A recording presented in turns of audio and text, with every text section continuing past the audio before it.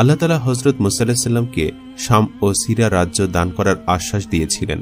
সে মর্মে আল্লাহ তাআলা জিহাদে অবতীর্ণ হওয়ার জন্য প্রস্তুতি নিতে আদেশ দিলেন এবং জিহাদে অবতীর্ণ হওয়ার পূর্বে বনী ইসরায়েলদের 12 গোত্রের 12 জন নেতা বাছাই করে সেখানে প্রেরণ করতে বললেন।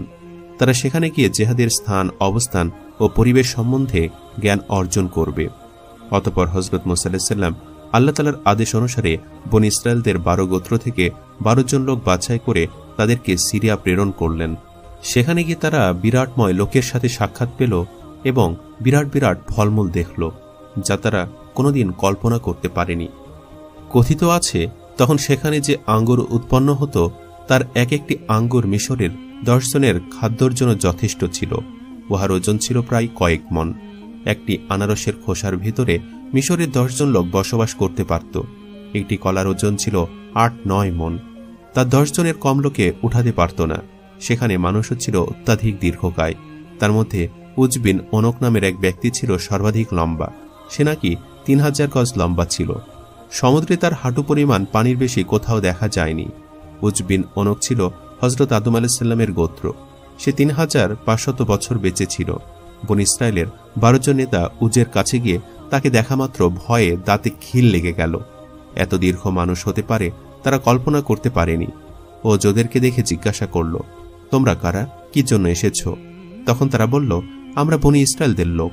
আমাদের নবী হযরত মুসা আলাইহিস সালাম আমাদেরকে এখানকার অবস্থা জানার জন্য প্রেরণ করেছে।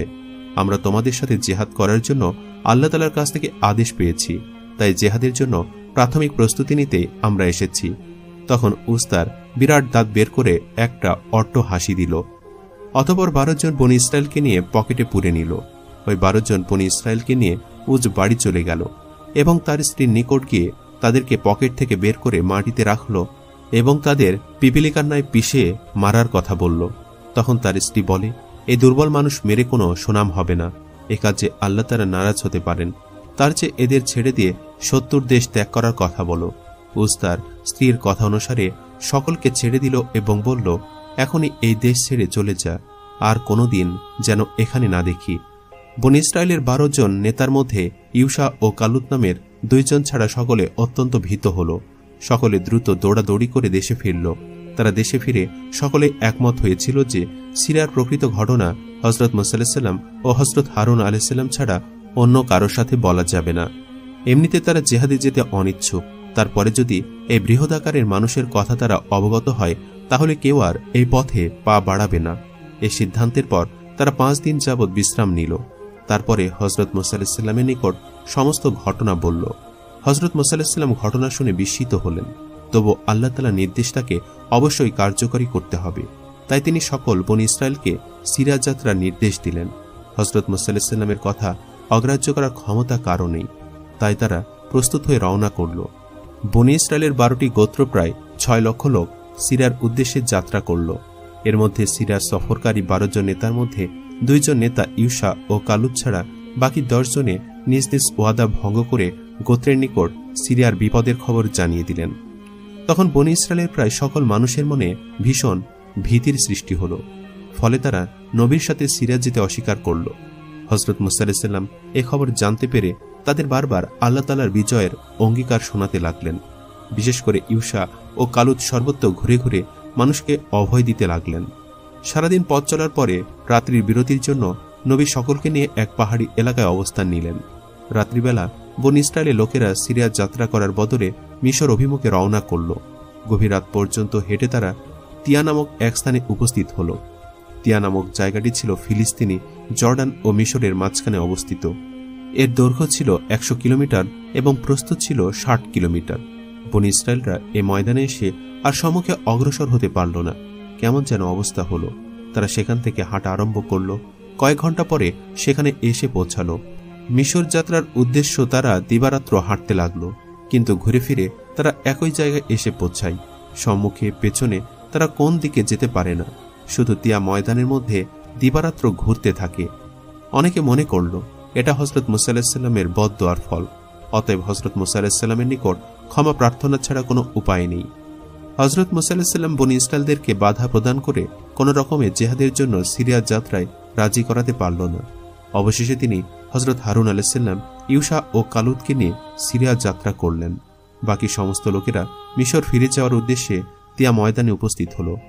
হজরত মুসা আলাইহিসসালাম প্রথমে সিরিয়া পৌঁছে প্রথমেই উজ বিন অনুকের নিকট গেলেন এবং তাকে বললেন, আমি আল্লাহর নবী মুসা, আমি তোমাকে দ্বীনের দাওয়াত দিতে এসেছি। তুমি এখন কালিমা পাঠ করে আল্লাহর উপর ঈমান আনো, অন্যথায় আমি তোমার সাথে জিহাদ করব। উজ হজরত মুসা আলাইহিসসালামের কথা শুনে বলল, তুমি সেই নবী যে ফেরাউনের নীল নদে ডুবিয়ে মেরেছ, তবে আমাকে মারা এত সহজ সাধ্য নয়।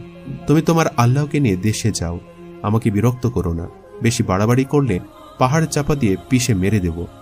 হজরত মুসা আলাইহিসসালাম উজের কথা শুনে নিজ হাতে লাঠির ওপর ভর করে পা দিয়ে উঠে লাঠি ঘুরিয়ে তাকে আঘাত করল।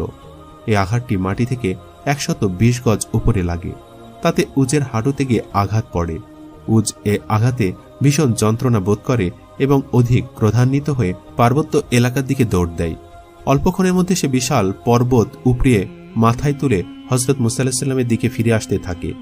প্রতিমধ্য আসমান থেকে দুটো বড় পাখি এসে উজের মাথার উপরের পর্বতের চূড়ার উপর ঠকর দিয়ে ছিদ্র করতে থাকে। পাখির বিরাট বিরাট ঠোঁট দ্বারা ক্রমাগত আঘাতের পর আঘাত করতে থাকায় একটু পরে বিরাট এক গর্ত হয়ে উজের মাথা পর্যন্ত এসে যায়। গর্তটি মাথার অতি নিকটবর্তী।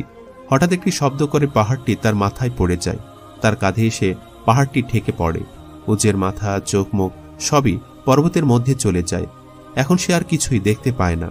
এখন সে পর্বতটি মাথার ওপর দিয়ে উঠিয়ে ফেলে দেওয়ার জন্য প্রাণপণ চেষ্টা করল, কিন্তু পর্বতটি এমনভাবে আটকে গেল যে বহু চেষ্টা করে সে পর্বতটি উঠাতে পারল না। তখন সে মনে মনে ভাবল, এটাকে আর এক পাহাড়ের সাথে আঘাত দিয়ে ভেঙে চুরমার করে ফেলতে হবে। এভাবে ভাবনা চিন্তা করে আস্তে আস্তে সে সম্মুখ দিকে অগ্রসর হতে থাকে। হঠাৎ একটি নদীর ভাঙ্গন পাড়ে পা দিতেই সে উপর হয়ে নদীতে পড়ে যায়। তখন তার মাথা পর্বতের ভারে পানির মধ্যে নিমজ্জিত হয়ে পা দুটো উপরে উঠে যায়। বহু চেষ্টা চালিয়ে সে উঠতে পারল না।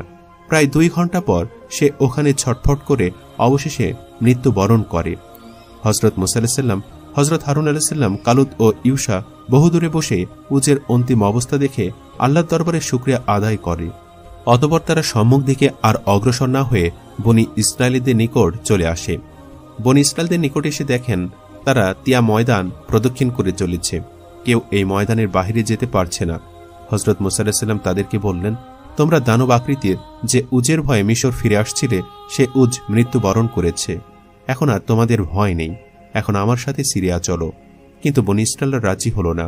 তারা বলল, আমরা দুঃখ কষ্ট ভোগ করলেও সিরিয়া যাব না। যদি আমাদের মৃত্যুবরণ করতে হয় তাতেও আমরা সম্মত আছি, কিন্তু সিরিয়া যেতে রাজি নই। হজরত মুসা আলাইহিসসালাম তখন আর কি করবে, নিরুপায় হয়ে বনি ইসরায়েলদের মায়ায় তিনিও সেখানে থেকে গেলেন। তিয়া ময়দানটি ছিল একটি মরু ময়দান। সেখানে কোনো গাছপালা, খাদ্য কিছুই ছিল না। এক প্রান্তে কাটা গাছের এক জঙ্গল ছিল। সেখানে কোনো খাদ্য বা পশু ছিল না। বনি ইসরায়েলদের মজুদ খাদ্য শেষ হয়ে গেল। তারা হজরত মুসা আলাইহিসসালামের নিকট গিয়ে বলল, হে নবী, আমরা আপনাকে সঠিক নবী বলে বিশ্বাস করি এবং আল্লাহ তাআলার উপর আমাদের ঈমানের বহাল আছে। আমরা আপনার অনুগত। আমরা এই জিহাদের হুকুম ব্যতীত আর সকল হুকুম পালন করতে সম্মত আছি। আমরা সকলে আপনার আত্মীয় স্বজন ও বংশীয় লোক। এখন আমরা খাদ্যের অভাবে মৃত্যু বরণ করব, আর আপনি তা নীরবে সহ্য করবেন। আপনি আমাদের খাদ্যের জন্য আল্লাহর দরবারে দোয়া করুন। অতঃপর হজরত মুসা আলাইহিসসালাম বনি ইসরায়েলদের কথা উপেক্ষা করতে পারলেন না। তিনি তাদের মহব্বতে আল্লাহর দরবারে প্রার্থনা করলেন এবং খাদ্যের ব্যবস্থা চাইলেন। আল্লাহ তাআলা নবীর দোয়ার পরিপ্রেক্ষিতে বলেন, হে নবী, তুমি তোমার অবাধ্য কওমের জন্য যে বদদোয়া করেছিলে আল্লাহ তা কবুল করেছে। এখন তাদের জন্য দোয়া করছো, এটা তোমার আল্লাহ কবুল করবে না। তোমার বংশের লোকেরা এতিয়া ময়দানে 40 বছর কাটাবে। এটাই তাদের শাস্তি হিসাবে মঞ্জুর করা হয়েছে। হ্যাঁ, তাদের আহারের ব্যবস্থাটা করে দেওয়া হবে। তাদের জন্য মান্না ও সালোয়া নামের 2 রকমের খাবারের ব্যবস্থা করে দিচ্ছি। অতঃপর পরের দিন ভোরবেলা থেকে ধনিয়া ফলের ন্যায় এক প্রকার ফল বৃষ্টি ধারার ন্যায় আকাশ থেকে পতিত হতে থাকে। ফলগুলো খুব মিষ্টি ও তৃপ্তিদায়ক। বনি ইসরায়েলের লোকেরা এই ফলগুলো কুড়িয়ে নিয়ে খেত। বিকেলবেলা এক প্রকার ছোট ছোট পাখি ঝাঁকে ঝাঁকে এসে তাদের কাছে বসত। তারা এ পাখি জবেহ করে তার গোস্ত ভুনা করে খেত। এভাবে তাদের দিন গুজরান হতে থাকে। প্রখর রোদে পানির অভাবে বনি ইসরায়েলরা খুবই যন্ত্রণায় সম্মুখীন হল। তখন তারা নবীর নিকট গিয়ে পানি এবং ছায়া প্রাপ্তির আবেদন করল। নবী দোয়া পরামর্শ হয়ে আল্লাহ তাআলার নিকট ফরিয়াদ জানালেন। আল্লাহ তাআলা তখন তাদের জন্য স্থায়ীভাবে মেঘমালার ব্যবস্থা করে দিলেন, যাতে তারা রোদের তাপ থেকে মুক্তি লাভ করতে সক্ষম হয়। অতঃপর পানির ব্যবস্থার জন্য আল্লাহ তাআলা হযরত মূসা আলাইহিস সালামকে তার হাতের লাঠি দ্বারা নির্দিষ্ট এক পাথরের ওপর আঘাত করতে বলল। হযরত মূসা আলাইহিস সালাম আল্লাহর আদেশ অনুসারে উক্ত পাথরের ওপর লাঠি দ্বারা আঘাত করলেন। অমনি সেখান থেকে 12টি পানির নহর প্রবাহিত হতে আরম্ভ করল। বনী ইসরাইল 12 গোত্রের মধ্যে ঐক্য ছিল না।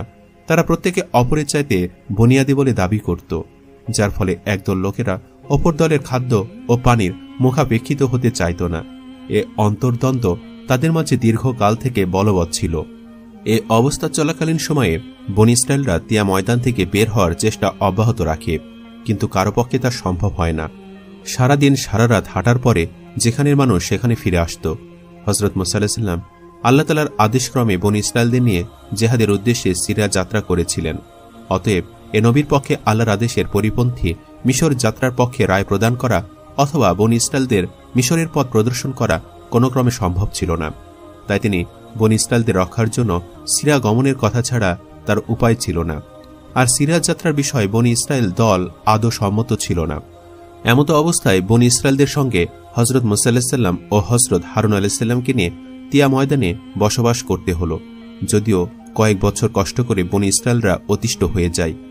তখন তারা হযরত মূসা আলাইহিস সালামের নিকট সিরিয়া যাত্রার ওয়াদা করে, কিন্তু এ সময় হযরত মূসা আলাইহিস সালাম আল্লাহ তাআলার অনুমতি প্রার্থনা করে।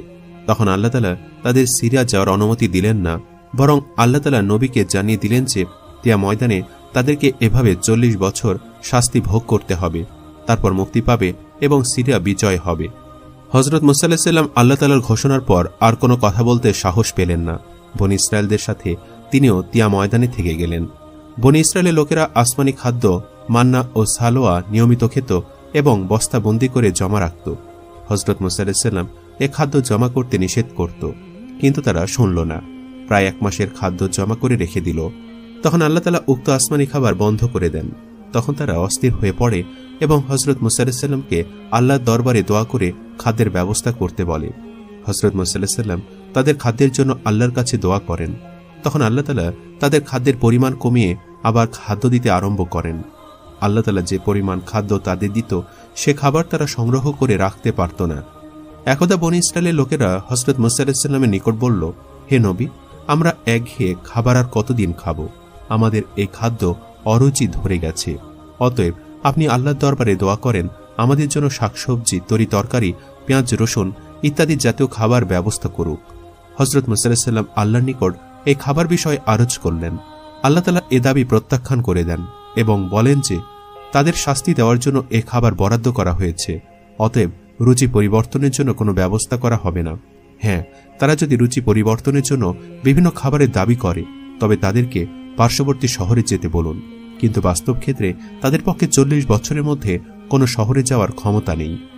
বনী ইসরায়েলরা তখন হযরত মূসা আলাইহিস সালামের উপর অনেক উত্ত্যক্ত করেছে। দাবির পরে দাবি আদায় করে অনেক সুযোগ সুবিধা তারা ভোগ করেছে। যদি হযরত মূসা আলাইহিস সালাম তাদের প্রতি আন্তরিক না রাখতেন এবং তাদের দাবিসমূহ আল্লাহর দরবারে মঞ্জুর না করে দিতেন, তাহলে তারা শেয়াল কুকুরের ন্যায় অল্প দিনের মধ্যে সমূলে ধ্বংস হয়ে যেত। হযরত মূসা আলাইহিস সালাম ইচ্ছা করলে তাদের থেকে পৃথক হয়ে ভালোভাবে জীবন যাপন করতেন, কিন্তু সে চিন্তা কোনোদিন তার মাথায় উদয় হয়নি। এভাবে তিনি 30 বছর অতিবাহিত করার পর ওখানে তিনি ইন্তেকাল করেন। যেদিন 40 বছর পূর্ণ হল, সেদিন তারা তিয়া ময়দান থেকে বের হওয়ার পথ খুঁজে পেল। 40 বছর পর একদিনও আর তাদের সেখানে অবস্থান করতে হয়নি। তারা ওখান থেকে বের হয়ে নিজের দেশে মিশরে চলে গেলেন। আর কতকে কালুত ও ইউসার সাথে সিরিয়া বিজয়ের জন্য রওনা করল। কালুত ও ইউসা উভয়ই আল্লাহর পক্ষ থেকে নবুয়তি লাভ করেন। তারা হযরত মূসা আলাইহিস সালামের কাঙ্ক্ষিত আশা সিরিয়া বিজয় বাস্তবায়িত করল, যে বিজয় অর্জনের কথা ছিল 40 বছর পূর্বে। বনী ইসরায়েলদের নাফরমানির জন্য তা অর্জন হল 40 বছর পরে। ইউসা আলাইহিস সালাম ছিলেন হযরত ইউসুফ আলাইহিস সালামের বংশধর। ইউসা আলাইহিস সালামের পরে কালুত আলাইহিস সালাম নবুয়তি লাভ করেন। তিনি ছিলেন ইহুদ বিন ইয়াকুব আলাইহিস সালামের বংশধর।